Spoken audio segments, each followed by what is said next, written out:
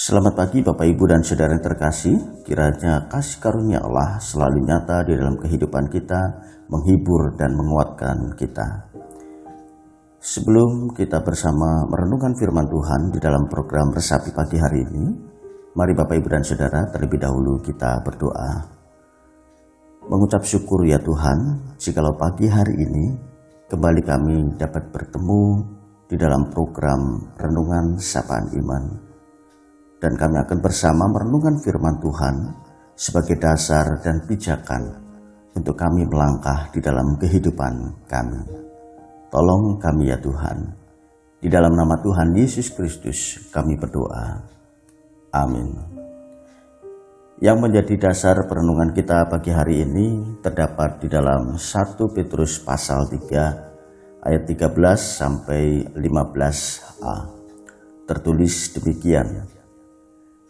Dan siapakah yang akan berbuat jahat terhadap kamu jika kamu rajin berbuat baik? Tetapi sekalipun kamu harus menderita juga karena kebenaran, kamu akan berbahagia.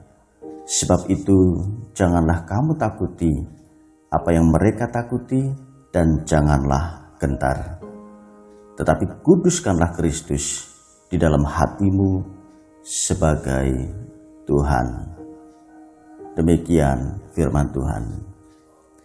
Bapak, Ibu, dan Saudara yang terkasih di dalam Tuhan Yesus Kristus, kita sering berkata di dalam doa-doa kita, ya Tuhan, mampukanlah kami untuk melakukan kehendak-Mu.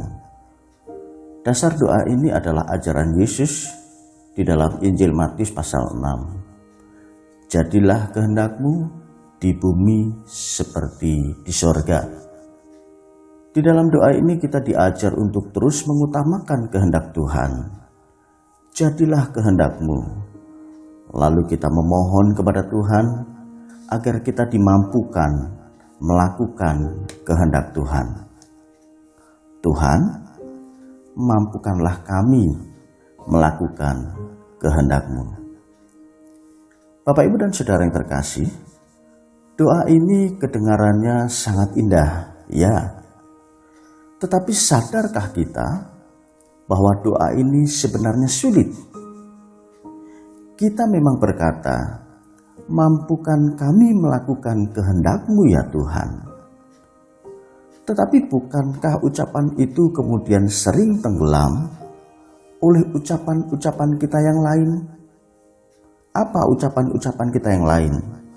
Apalagi kalau bukan keinginan dan permohonan pergumulan kita. Kadang kita begitu menggebu-gebu menyampaikan apa yang harus Tuhan lakukan untuk kita. Kita bersemangat untuk menyampaikan permohonan pergumulan kepada Tuhan. Apa yang Tuhan harus lakukan untuk kita. Bahkan saking banyaknya permohonan itu, kita sampai lupa kalau kehendak Tuhan sudah tertindih oleh keinginan dan permohonan kita. Persoalannya adalah ketika kehendak kita belum atau tidak dikabulkan Tuhan, atau bahkan ada yang lain yang dikehendaki Tuhan, masihkah kita berkata, ya Tuhan, jadilah kehendak-Mu, mampukan kami untuk melakukan kehendak-Mu? Masihkah kita mengatakan itu, Bapak, Ibu, dan Saudara? Bapak, Ibu, dan Saudara yang terkasih, mengutamakan kehendak Tuhan artinya kita menaklukkan dan menundukkan kehendak kita di bawah kehendak Tuhan. Itulah sebabnya di dalam doa Bapa kami, kehendak Tuhan mendahului permohonan akan kebutuhan kita. Kita meminta, tetapi biarlah Tuhan yang menentukan. Kita memohon kepada Tuhan, tetapi biarlah kehendak Tuhan di atas segala-galanya. Ada dua contoh yang saya akan sampaikan di dalam renungan ini seperti yang ada di dalam Alkitab. Contoh pertama ketika Tuhan Yesus berdoa di Taman Getsemani. Yesus berseru, "Bapa, kalau boleh, biarlah cawan penderitaan ini lalu, tetapi kehendak-Mu lah yang jadi." Apa jawab Bapa?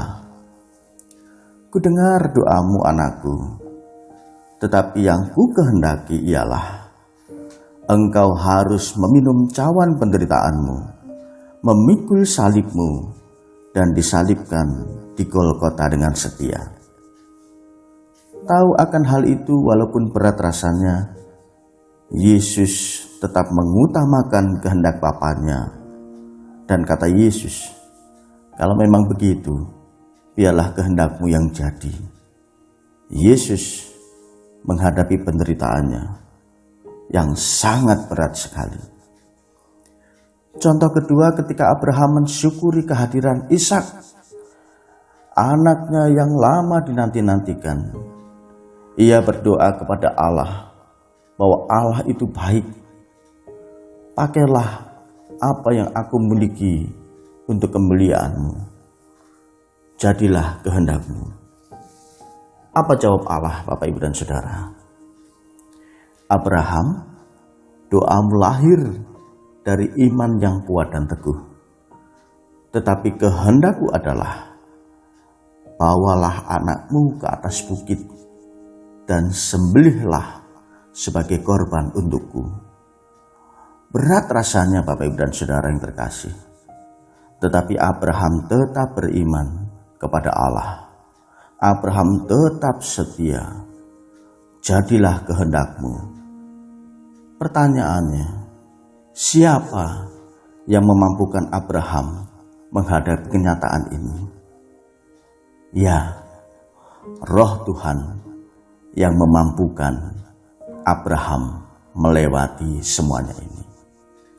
Saudara-saudara yang terkasih, dalam situasi yang bergerak yang sangat berat seperti sekarang ini, sering terjadi orang begitu mudah meninggalkan kehendak Tuhan. Sebabnya adalah karena mereka merasa bahwa doanya tidak dikabulkan dan Tuhan menghendaki yang lain. Menjauh dari kehendak Tuhan bukanlah jalan keluar yang baik.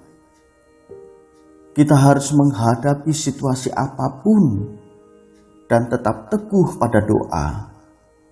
"Tuhan, kehendak-Mu lah yang jadi." Kita yakin dan percaya bahwa Roh Kudus akan menolong kita, seperti yang dialami oleh Yesus dalam kebangkitannya, dan seperti pengalaman Abraham di atas bukit. Tuhan melakukan hal yang tidak diduga-duga, dan semua atas seizin sekehendak Tuhan. Untuk itu mari kita hadapi situasi apapun yang terjadi di dalam hidup ini dengan tetap mengutamakan kehendak Tuhan. Dan kita terus berani mengatakan di dalam setiap doa-doa kita, "Tuhan, jadilah kehendak-Mu."